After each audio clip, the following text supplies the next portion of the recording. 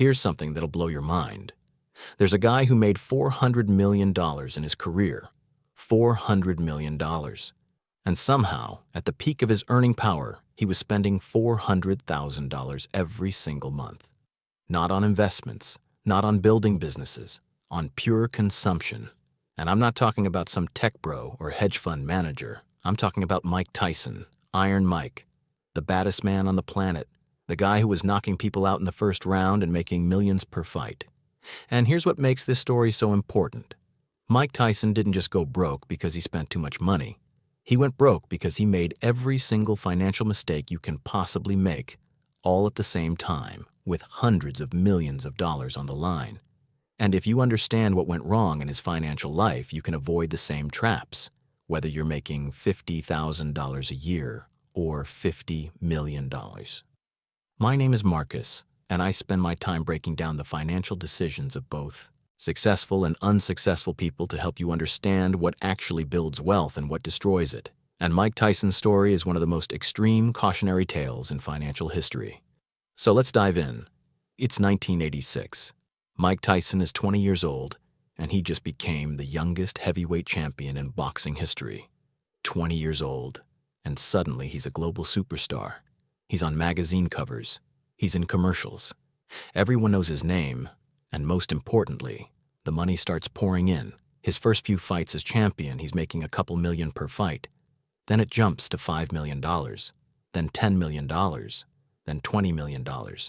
And then, in 1988, he fights Michael Spinks, and he makes $22 million for a fight that lasts 91 seconds. Let me repeat that. $22 million for 91 seconds of work. That's $240,000 per second. Mike Tyson is, at this point, the highest paid athlete in the world. He's making more money than Michael Jordan, more than any baseball or football player. He's a money printing machine, and he's barely old enough to drink legally. Now, here's where the story starts to go sideways. Because Mike Tyson didn't grow up with money. He grew up in Brownsville, Brooklyn, one of the roughest neighborhoods in New York City. His childhood was rough. Really rough. Poverty. Violence. Crime. He was in and out of juvenile detention, and then he met Cus D'Amato, the legendary boxing trainer who became like a father to him and turned him into a champion. But Cus D'Amato dies in 1985, right before Mike becomes champion. And this is crucial to understanding what happens next. Because Cus was the one person who could control Mike, the one person Mike listened to, the one person who could have protected him from the financial vultures that were about to descend. Without Cus, Mike is a 20-year-old kid with no real education, no financial literacy, no understanding of money management. And suddenly he's got millions of dollars flowing into his accounts every month.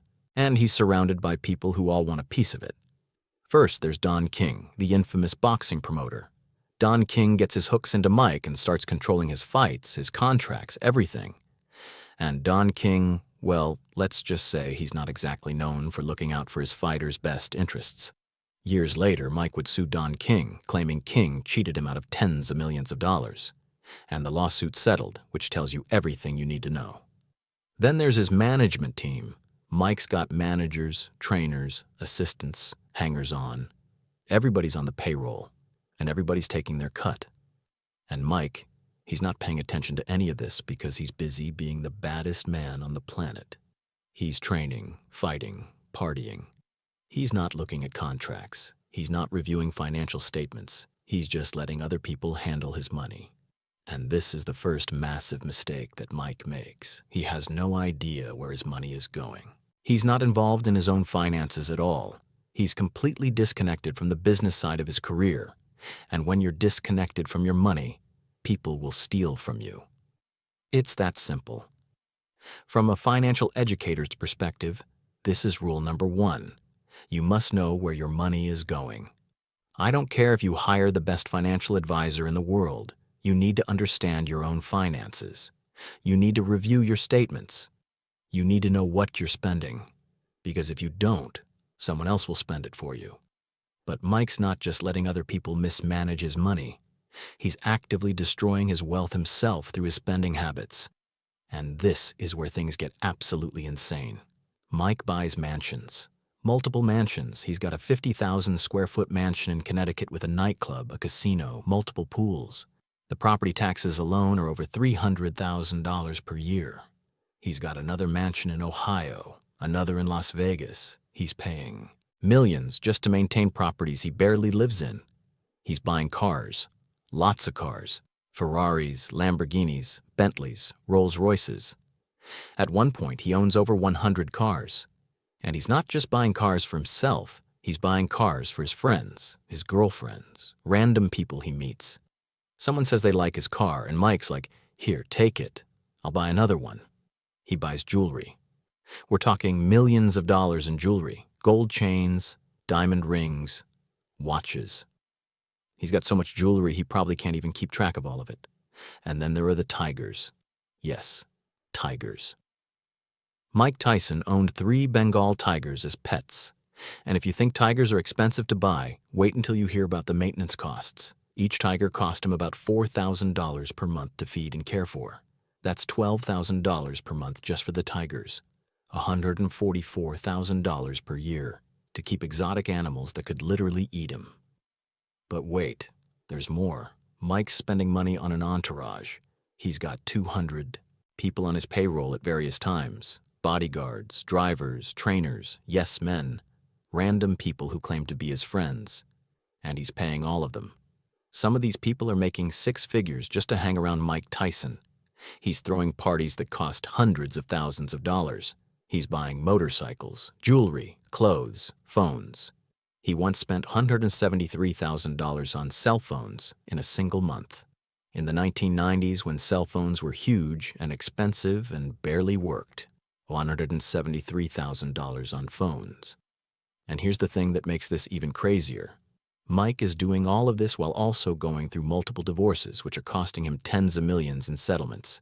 He marries Robin Givens, and when they divorce, she gets millions. He's paying child support for multiple children. He's getting sued left and right for various incidents and altercations. The money is flowing out faster than it's coming in, and Mike doesn't seem to care or even notice. Because in his mind, there's always another fight. There's always more money coming. He's Mike Tyson. The money will never run out. Except, of course, it does run out. Because in 1992, Mike goes to prison for 3 years. And when you're in prison, you're not fighting. You're not earning. But your expenses, they don't stop. The mansions still need property taxes. The entourage still needs paychecks. The cars still need insurance. The tigers still need food. And so for 3 years, Mike's money is going out, but nothing's coming in. And when he gets out of prison in 1995, he's in a financial hole. Not broke yet, but the foundation is cracking. So Mike comes back to boxing. And at first it works. He starts fighting again and making big money. In 1996, he makes $75 million from 2 fights. $75 million in 1 year. This should be his comeback. This should be when he gets his financial house in order. But instead, Mike does the same thing he did before. He keeps spending. He doesn't change any of his habits. The entourage is still there. The mansions are still draining money. The lifestyle is still absurdly expensive. He's making $75 million and spending $80 million.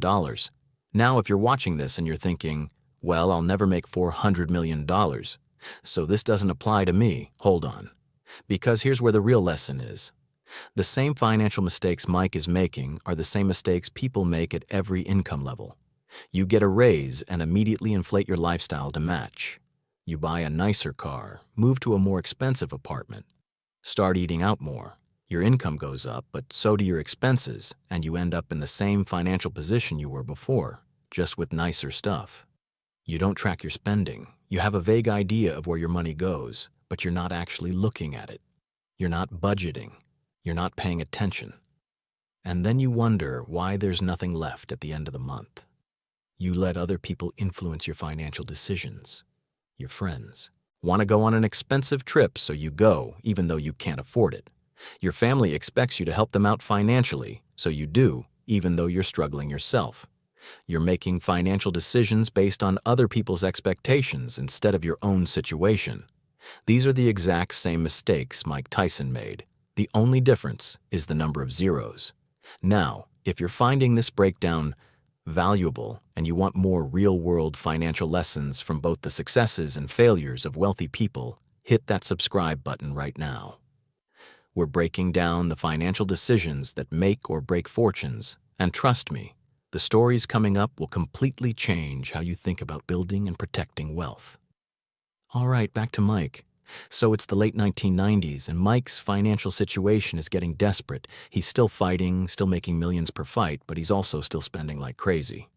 And then in 1997, he does something that basically ends his career as a top-tier boxer.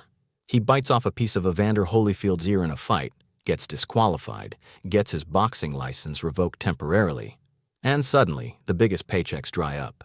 He fights a few more times in the early 2000s, making decent money, but nothing like before, and his earning power is declining while his expenses stay the same. This is a recipe for financial disaster. And in 2003, the inevitable happens. Mike Tyson files for bankruptcy. He claims he's $23 million in debt. Some estimates put his actual debt even higher, maybe $40 million or more. The guy who made $400 million in his career is completely broke. Worse than broke. Deeply in debt. Let's put this in perspective. If Mike had just taken 10% of his career earnings and invested it conservatively, he would have had $40 million growing in investments. If he'd invested that money in a simple S&P 500 index fund in 1986 and left it alone, by 2003 it would have been worth well over $200 million. He could have spent $390 million on tigers and mansions and cell phones and still been worth $200 million.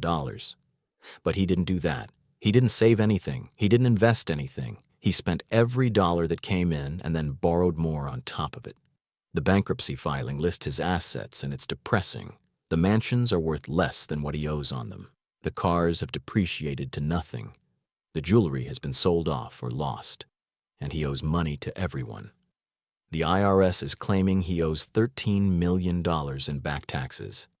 He owes money to his ex-wives, money to lawyers, money to creditors. It's a complete financial disaster. And here's the part that should terrify anyone who thinks they're immune to financial problems. Mike Tyson, at his peak, had financial advisors. He had accountants. He had lawyers.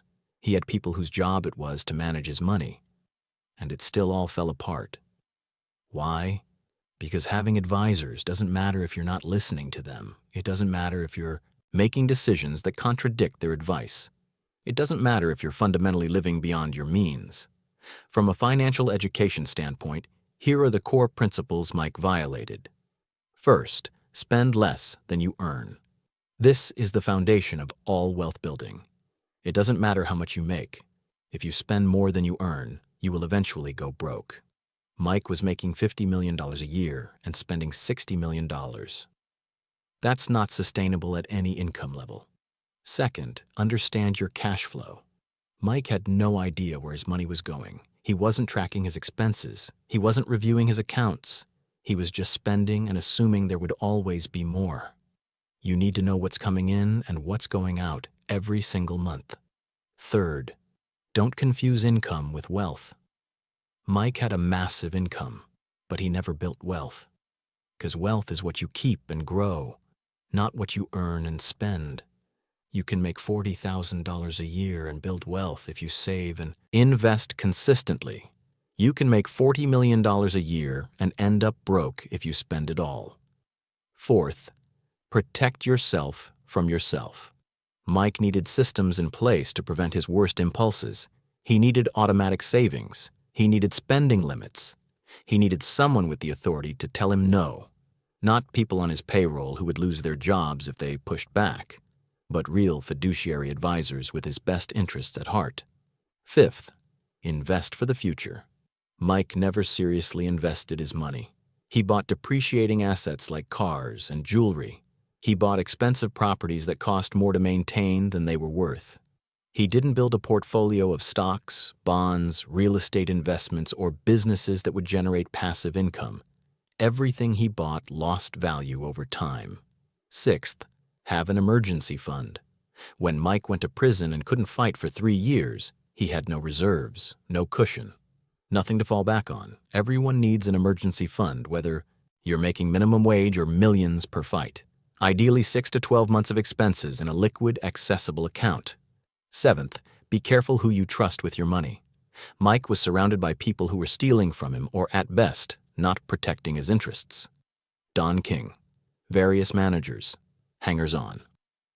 You need to work with fiduciary advisors who are legally obligated to act in your best interest, not people who profit from your poor decisions. Now, here's where Mike's story takes a turn that's actually inspiring. Because after hitting rock bottom, after the bankruptcy, after losing everything, Mike actually learned from his mistakes. He stops the crazy spending. He gets his life together.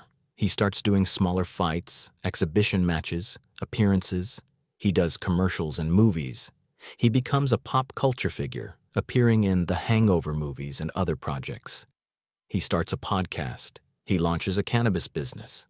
And most importantly, he starts living within his means. He's not buying tigers anymore. He's not keeping 200 people on the payroll. He's not buying cars for random people. He's actually managing his money responsibly.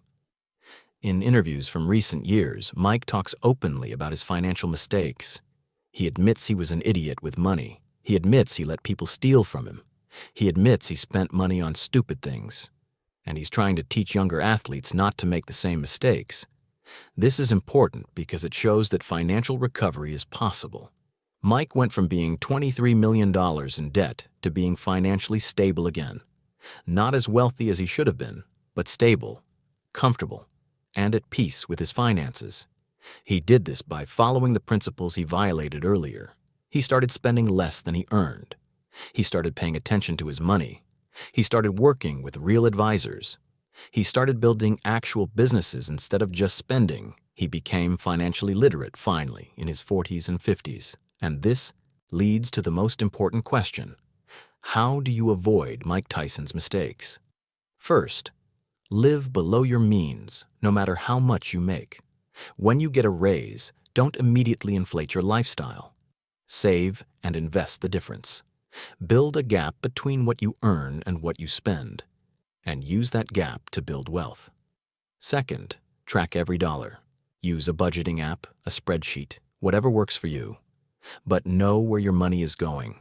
Review your accounts monthly. Understand your cash flow. This alone will prevent most financial disasters. Third, automate your savings and investing. Set up automatic transfers to savings and investment accounts every time you get paid.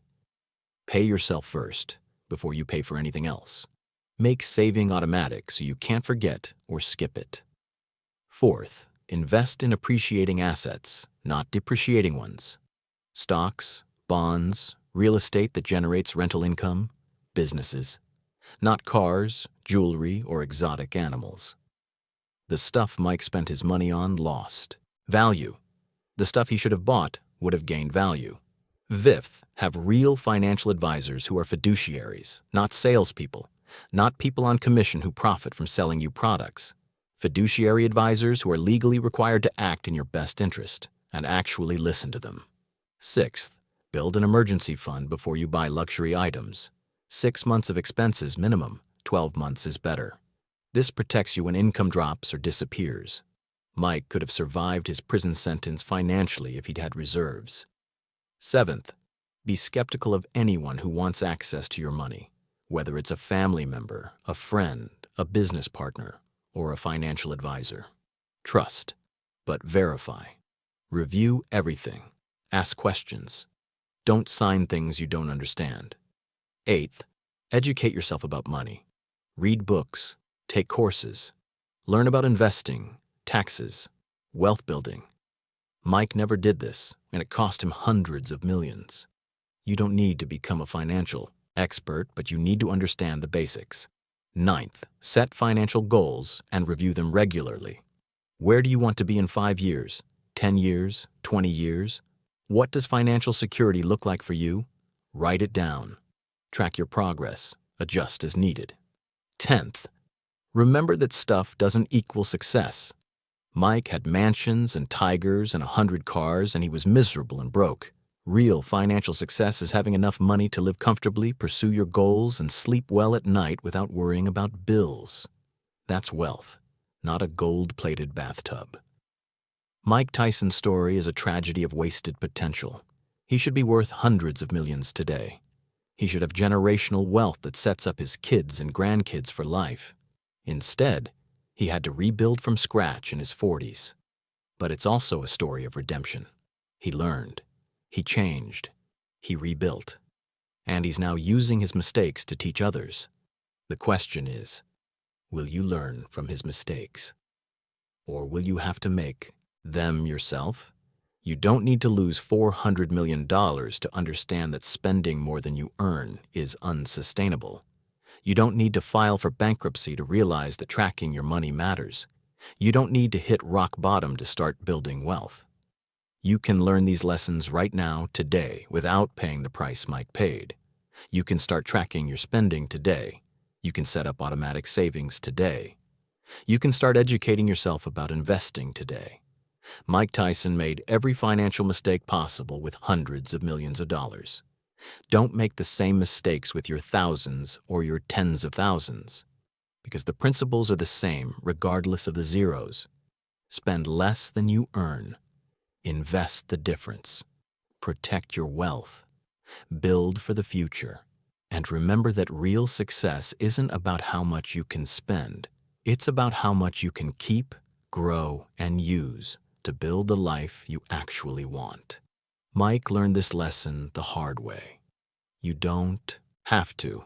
Your future self will thank you for the choices you make today. Trust me on that one.